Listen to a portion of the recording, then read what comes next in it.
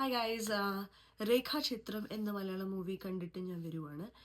And honestly speaking I am very disappointed because ഈ മൂവിക്ക് ഇത്രയും ഹൈപ്പ് കൊടുത്ത് വെച്ചേക്കുവാണ്. അത് be it are influencers like Ashwin Kok or Shizam and many others.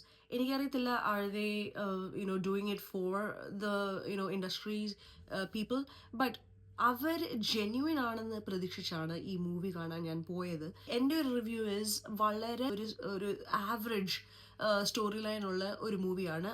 ഞാൻ പ്രതീക്ഷിച്ചു പോയത് കിഷ്കിന്ധകാന്തവും അല്ലെങ്കിൽ സൂക്ഷ്മദർശിനി അല്ലെങ്കിൽ അഞ്ചാം പാതിര ലെവലിലെ ഒരു മൂവിയാണ്. ബട്ട് ഓണസ്റ്റ്ലി ഞാൻ അതൊന്നുമല്ല കണ്ടത്. വളരെ ആ സ്റ്റോറി ലൈനും എല്ലാം പ്രിഡിക്റ്റബിൾ വേയിൽ സെക്കൻഡ് ഹാഫിലൊക്കെ ഡ്രാഗ് ചെയ്ത് പോകുന്ന പോലെ എനിക്ക് തോന്നി. സോ നിങ്ങൾക്ക് ഇഷ്ടമുണ്ടെങ്കിൽ പോകുക, അല്ലെങ്കിൽ wait till it comes on TV because it's not worth a movie to be watched in theater.